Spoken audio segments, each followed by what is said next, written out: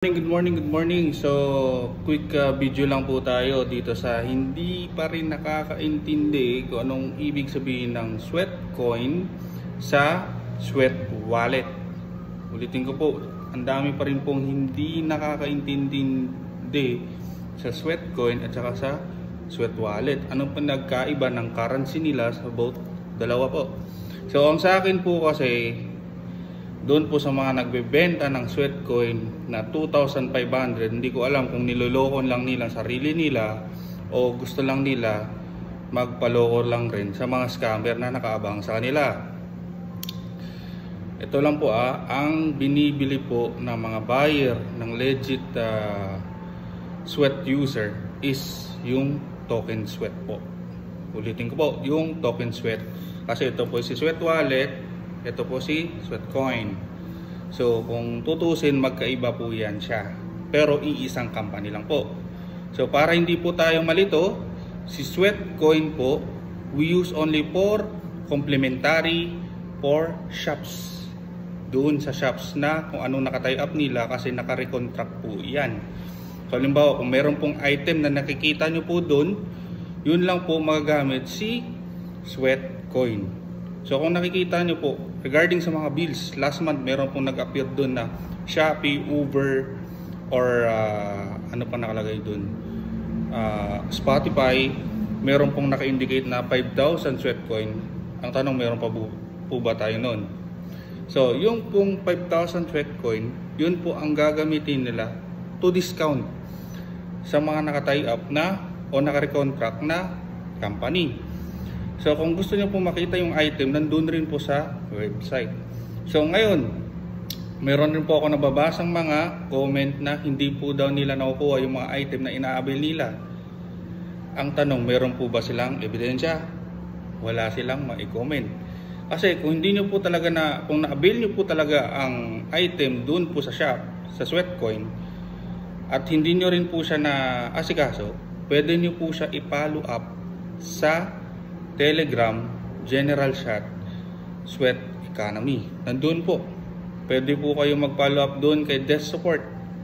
Sila po tutulong po sa inyo bakit hindi na-deliver sa inyong bahay, sa inyong tahanan yung in-order nyong item. Alam ko po yun. Kaya sa mga nag one-sided na bigla-bigla na lang nag-comment, lahat po tayo dito is ano lang po, transparency. Pag po tayo basta bibitaw ng mga comment na hindi natin alam, babalik rin pala sa atin. Okay? Ulitin ko po, si Sweatcoin po, wala po itong value. Magagamit lang po natin siya sa complementary dito sa sweat or shops.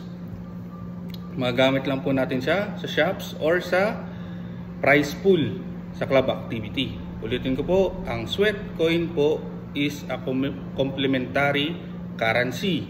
Kung nakikita nyo, meron na po akong 800 na sweat coin. Ito po, magagamit po natin itong 800 na to sa prize pool, or kung tatayo tayo o gagawa tayo ng club para sa club activities, dahil ito rin po makakatulong po sa daily mint natin. Ang dami po hindi nakakaintindi regarding sa company ng Sweatcoin. Kung tutuusin, free lang po ito. Hindi nyo na kailangan mag-invest ng pera ang galing sa pocket money nyo. Ang gagawin nyo lang po is maglalakad, magja-jogging.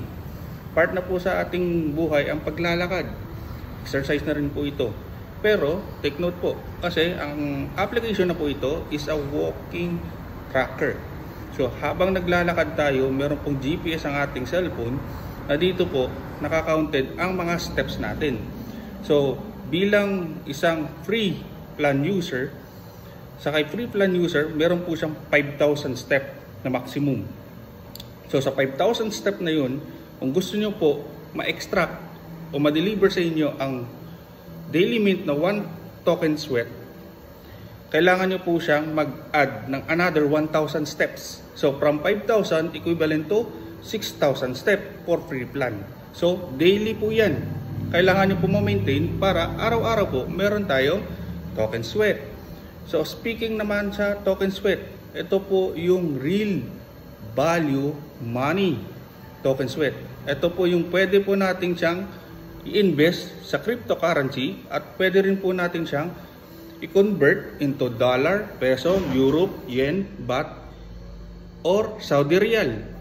Nandun po sa market cap ng CoinGecko. Makikita nyo po yung currency niya. Bakit po? Kasi everyday po tumataas po yung daily mint niya. Ibig sabihin tumataas po yung value ng token sweat. So, saan po makikita ang token sweat?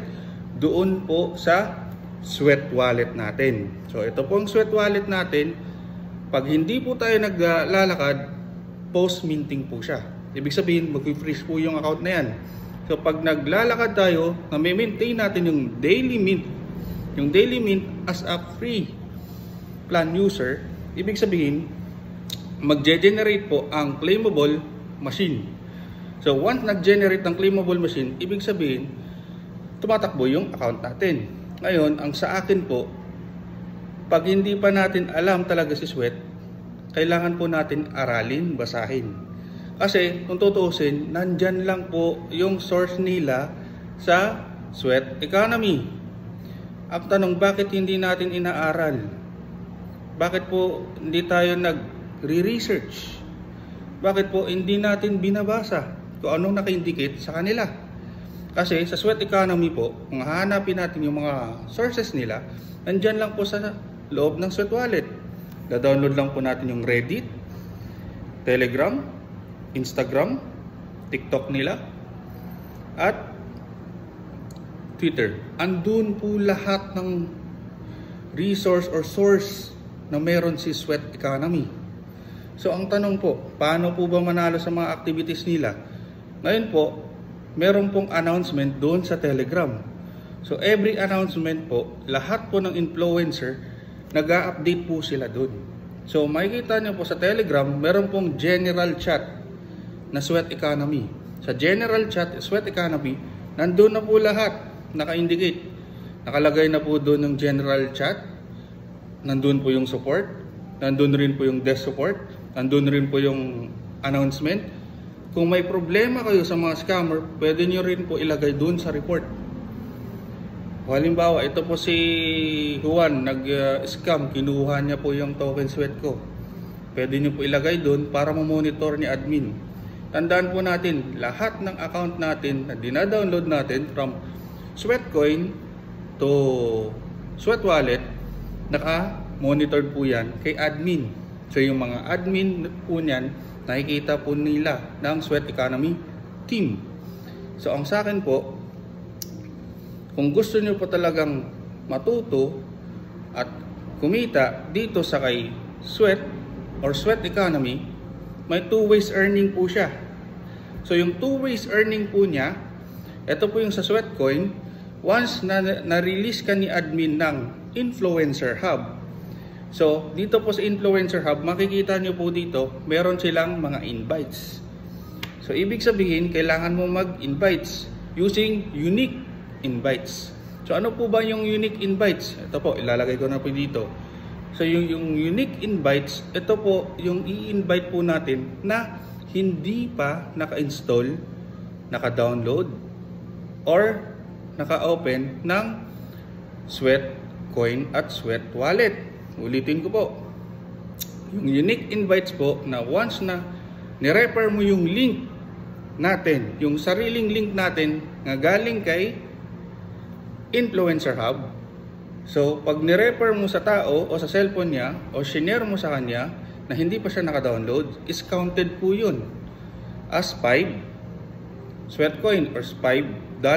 So, once na-complete mo po yung Influencer Hub until from $10 to $1,000, pwede niyo po itong i-withdraw sa PayPal to GCash.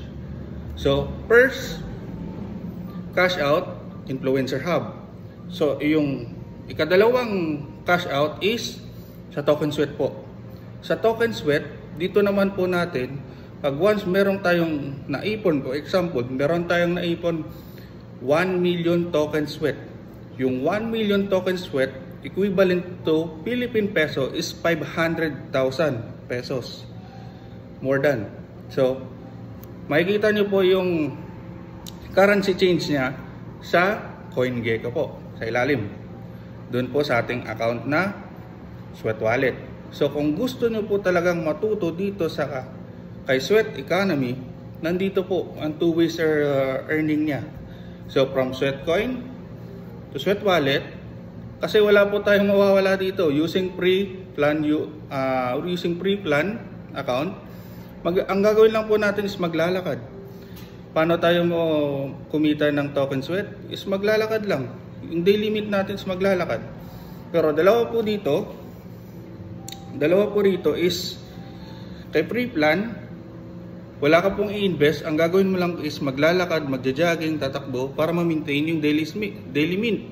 So dito naman kay Sweat Wallet, ang gagawin mo is mag-i-invest ka sa kanya. Mag-i-invest ka ng monthly, mag-i-invest ka ng yearly. Nasa iyo rin po yan. Kung gusto nyo pong dumami yung token Sweat nyo, kung gusto nyo pong ma-double up or ma-unlimited yung earnings nyo po regarding sa Sweatcoin, nasa inyo po yan. Pero dito po sa pre-plan, wala po talaga mawawala sa inyo at hindi po kayo may i-scam. Bakit? Maglalakad lang po kayo. Ang mawawala lang sa inyo is yung taba sa paglalakad kasi napawisan kayo. Pinawisan kayo, kakalakad. So, yun po ang kagandahan sa company ito kasi healthy living na siya kasi yung daily habit natin, nami-maintain natin yung katawan natin sa paglalakad. So, yun po. Sana po maunawaan nyo po ang aking pinaparating sa inyo doon po sa nag-share